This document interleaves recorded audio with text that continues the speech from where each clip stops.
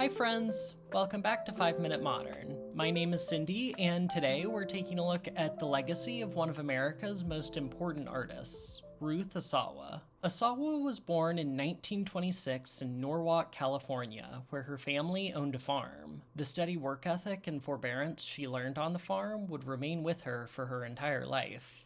But in 1942, her farm life was shattered by Executive Order 9066.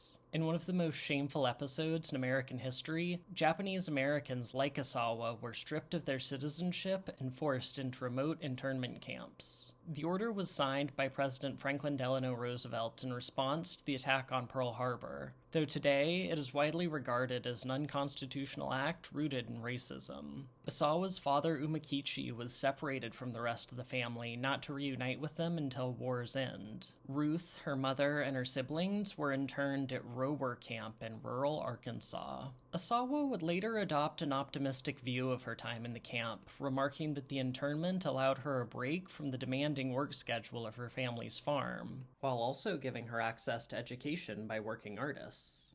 Though her letters from the time reveal how difficult she found the separation from her father. Nevertheless, Asawa persevered, finishing high school and leaving the camp to pursue a college degree in teaching at the Milwaukee State Teachers College. However, there too, Asawa encountered racism. No schools at the time would hire a Japanese-American teacher, leaving Asawa without the requisite classroom experience to complete her degree. After dropping out of Milwaukee State, Asawa traveled to Mexico, where she took an art class by renowned Cuban designer Clara Porcet, who encouraged Asawa to continue her education back in the U.S. at Black Mountain College. Despite being located in rural Black Mountain, North Carolina, Black Mountain College was one of the most progressive and important art schools in the country. Countless modern art luminaries like Robert Rauschenberg, Cy Twombly, and Willem de Kooning all studied at Black Mountain. And the faculty included visionaries like Buckminster Fuller and Joseph and Annie Albers, all of whom would remain lifelong friends and mentors for Asawa. Asawa went with Joseph Albers to Mexico in 1947, where she learned basket weaving techniques, which she began incorporating into her own sculptures. Asawa wove large, biomorphic designs which hung from the ceiling, often containing inner spheres which almost resemble the nucleus of a cell. Critics have often positioned Asawa's work in relation to her time in the internment camp, relating the woven wire of her sculptures to the barbed wire that lined the camp.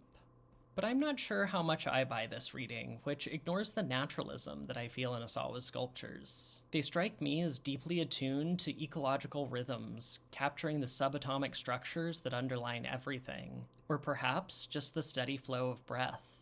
As she worked on these naturalistic forms, Asawa also raised a family of 6 children alongside her architect husband, Albert Lanier, who she met at Black Mountain College. Though her wire sculptures remain her best-known and most acclaimed works, Asawa also worked collaboratively on a number of public monuments near her home in San Francisco, such as the Andrea Fountain in Ghirardelli Square. In 1994, Asawa worked with a team to create the Japanese-American Internment Memorial in San Jose, a permanent expression of the struggle that she and others in her community had overcome. Asawa also made a tremendous impact in the area of arts education, helping to found a high school to focus on arts education, which mirrored her own experience at Black Mountain. In 2010, the school was named the Ruth Asawa San Francisco School of Arts, in honor of her tireless work to see it realized. Asawa passed away in 2013, just as she was beginning to receive widespread recognition for her work. Her wire sculptures have skyrocketed in value, and a major retrospective of Asawa's work, now showing at the Museum of Modern Art in New York, is the institution's largest exhibition ever devoted to a woman artist. I was inspired to do this video by my admiration for Asawa's sculptures, but in my research, it struck me that Asawa spent most of her final years concerned not with her own artistic legacy, but with ensuring that her School for the Arts opened for students. It was the education and inspiration of students that remained Asawa's greatest passion. Thanks so much for joining me and taking a look at this amazing and inspirational artist. I hope you enjoyed the video, and I hope you learned something new. Please remember to like and subscribe, and I'll see you in the next one. Bye.